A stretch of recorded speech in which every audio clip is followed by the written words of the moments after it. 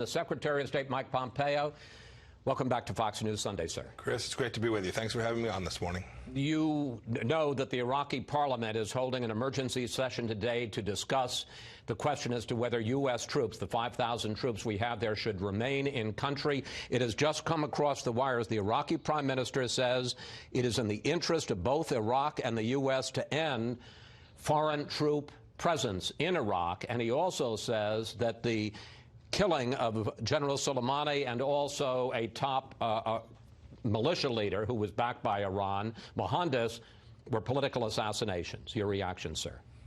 Well, Chris, the American people should know that President Trump will never shy away from protecting and defending America. It's what we've done over these past weeks and days. It's what we've done over our entire 3 years with our Middle East strategy. The activity that you're seeing today is fully consistent with that. The American people should know we will continue. The president tweeted it again last night. We will take the actions necessary to keep Americans safe. You know, as for the activity today with respect to Iraq, we've been in their country. We've been supporting Iraqi sovereignty. We've been continuing to take down the terrorist threat against the Iraqi people. The prime minister is the resigned prime minister. He's the acting prime minister. He's under enormous threats from the very Iranian leadership that it is that we are pushing back against.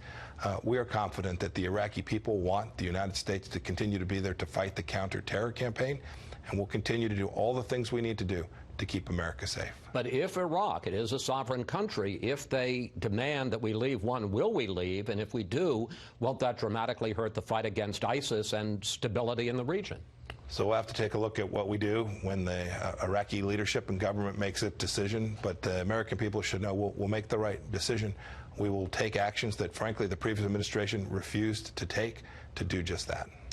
President Trump says that General Soleimani was planning a, quote, imminent attack against Americans. You have said it was a, quote, big action that could potentially kill hundreds of American diplomats and soldiers. What was the plan? Who were the targets, and how soon? Yes, President Trump was right in what he said, so was I. We'll share all the intelligence that we can. I was the CI director for a little while, Chris. There's things we simply cannot make public about what it is we knew at that time and what, in fact, we know today about the continuing activity. I think General Milley got it right when he said we would have been culpably negligent had we not gone after Soleimani when we had the opportunity. He was actively engaged in plotting against American interests. We need to look no further than what he had personally done over the days before that, where an American was killed on December 27th. There's no surprise. There's plenty of public evidence about the bad behavior of Qasem Soleimani. He was a designated terrorist, and we did the right thing. I just want to press to this degree. He had been targeting Americans and other people around the region for decades. The blood of 600 Americans was on his hands during the Iraq War. The question is that there are some intelligence agents who are talking to media outlets who are saying, yes, he was doing bad things, but it was another day in the Middle East, and some congressional leaders who have been briefed now say that the intelligence was not of an imminent attack that was bigger, more worrisome. Don't the American people have the right to some understanding of what it was, why it was so urgent to take out Soleimani now? It's interesting. I haven't heard any of the congressional leaders who have seen the full set of intelligence make the comments that you just described. I think any reasonable person who saw the intelligence that the senior American leaders had in their possession would have come to the same conclusion that President Trump and our leadership team did about the fact that there would have been more risk to America, more risk through inaction than there was through the action that we took. I think it's very clear. I think it's very plain. We'll do everything we can to share this information with the American people, but I think the American people understand too. There's certain things you just can't put out in public. You got to protect Americans who are out collecting the intelligence we will need in the days and weeks ahead to continue to defend and protect them. Iran's leaders are vowing a crushing response, using words like a hard revenge. What do we do if they strike back, if they retaliate? Is there a plan? And is there, because of the fact that we went after Soleimani, has there been a change in U.S. response where we're no longer going to go after the enemy in the field, we're now going to go after Iran's command and control? Well, Chris, the American people know that there's a strategy. It's a strategy that has been several years in the making now, that we've been working on. It's been a diplomatic strategy. It's been an economic strategy. You're now seeing elements of the military strategy. And with respect to targets, President Trump talked about 52 targets last night. That's not new in the following sense. We've made clear to the theocrats and kleptocrats that are running Iran today, running it into the ground against the will of their own people. we made clear to them that we would not respond just against these proxy forces that they run in Yemen and in Syria and in Iraq and in Lebanon. We made clear that this cost would be brought home to them, to the leadership regime in Iran, and that we would raise costs. We wouldn't just attack their asymmetric efforts. We would respond in a way that imposed costs on the decision makers who are putting American lives at risk. So you're saying to the Supreme Leader, Ayatollah Khamenei, you're saying to President Rouhani, you're saying to leaders of the Revolutionary Guard, don't think that you're off limits? What I'm saying is exactly what President Trump has said. We will take responses that are appropriate and commensurate with actions that threaten American lives. That's what we've done so far, Chris. There's no reason that the American people or the Iranian regime should ever expect we'll do anything different. You talk about the strategy. The president has been pushing what he calls the maximum pressure strategy since he took office. He pulled out of the Iran nuclear deal in May of 2018. He imposed tough economic sanctions. And this summer, he suggested that the strategy was working. Take a look. Iran is a much different country than 2.5 years ago. When I took over, Iran was all over.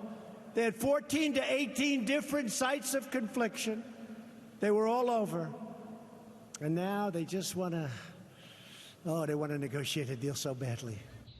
But in 2019 alone, Iran hit 6 ships, shot down a U.S. drone, launched an attack against Saudi oil facilities, a damaging attack.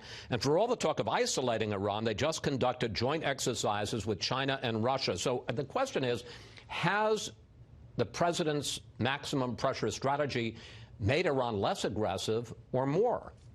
Panicked aggression on the part of the Iranian leadership because they know that the Iranian people are demanding enormous change.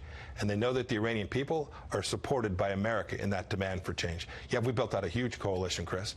Gulf states, Israel, countries all across the world who are joining us. They're joining us not only in the efforts in the Straits of Hormuz, but in air defense efforts all across the region. The malign actor of Iran has been identified.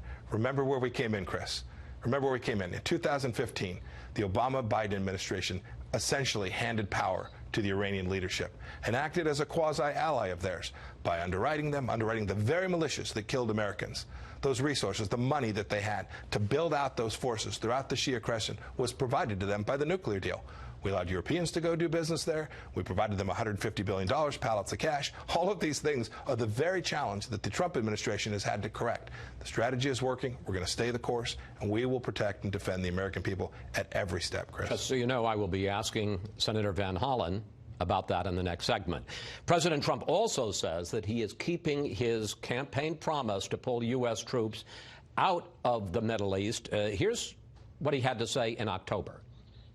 The plan is to get out of endless wars, to bring our soldiers back home, to not be policing agents all over the world. It was a quick hit, except they stayed for almost 10 years. Let someone else fight over this long, blood-stained sand. But just this week, the U.S. deployed 100 Marines to the U.S. Embassy in Baghdad, plus 750 to the region, and now another 3,500. Is the president pulling us out of endless wars in the Middle East, or with his action this week, did he take a big step back in? Endless wars are the direct result of weakness, and President Trump will never let that happen. We're going to get it right. We're going to get the force posture right. We're going to get our facilities as hardened as we can possibly get them to defend against what Iran may potentially do. But make no mistake, America's mission is to have our footprint in the Middle East reduced while still keeping America safe from rogue regimes like the Islamic Republic of Iran and from terrorist activity broadly throughout the region. So is it fair to say that while the big strategy is to pull the U.S. out of endless wars, at least in the short term, there could be more of a commitment? The Obama administration created enormous risk to the American people in Iran. This administration is working to reduce that risk. Finally, some analysts suggest that the impeachment of President Trump has emboldened enemies like Iran and North Korea to think that they can confront him. Do you think that, as misguided as it may be, that some of our enemies think that this president is more vulnerable because of the impeachment effort? You should ask Mr. Soleimani. I understand that, but he was going ahead before you killed him. And the question is, do you think that impeachment is emboldening our enemies? I don't. I think that our adversaries understand that President Trump and our administration will do the right thing to protect American people every place that we find risk. Secretary Pompeo, thank you. Thank you, Chris. Thanks for coming in on a very busy weekend, sir. Yes, sir. Thank you.